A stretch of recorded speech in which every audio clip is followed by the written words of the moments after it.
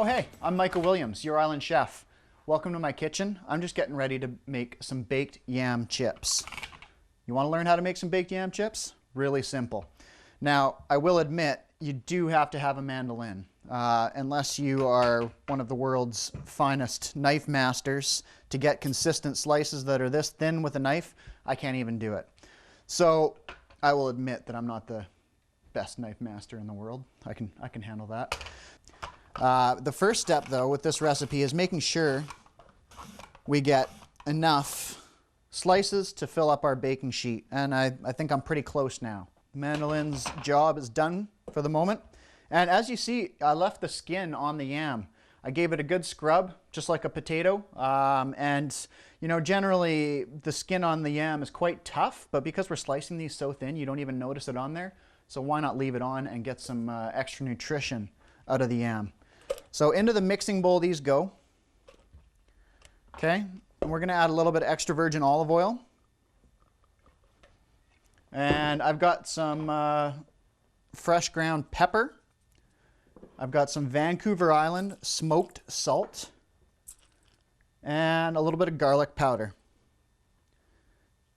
Okay, and I've got some Parmigiano Reggiano, which I'm gonna grate really fine on my microplane. Perfect. So now all we need to do is mix this up. And you know, it's going to take a little bit of effort to do that, and you definitely need to do it by hand. Just because we're not going to get all the spices and cheese evenly distributed if we were to try and, you know, toss it or stir it. So I'm just going to gently toss these, and if there's any that are stuck together, separate until we've got a nice evenly coated batch of yam chips. Okay, great. So we're ready to lay these out. So I've got a baking sheet here that is all ready to go, lined with some parchment. And all I'm going to do is drop these down, and I'm actually going to overlap them a little bit because they're going to shrink so much. And, you know, if I space them out like so, I'll only be able to get so many on, whereas if I overlap them, I'll be able to get some extra pieces on there and maximize efficiency. And you'll see the end result, they shrink so much that they're not even touching each other once we're all done. So once you get your tray filled, then you're ready to fire these into the oven. And you know, depending on how much time you have, I'm a big fan of cooking things slowly at lower temperatures. And guess what? These will work really well in the dehydrator. You could dehydrate them and make chips that way.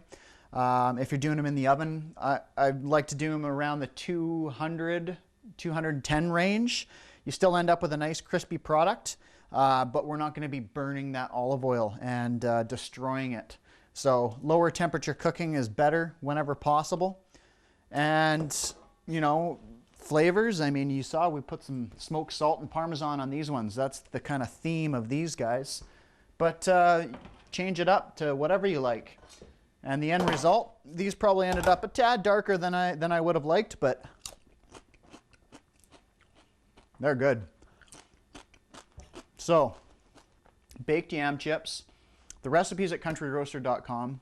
Super simple, really easy to customize. And I'll tell you what, you eat a bowl of these instead of a bowl of the other guys, and you're doing pretty good. So countryroaster.com, baked yam chips, check it out. It's there along with hundreds of others. Thanks. See you next time.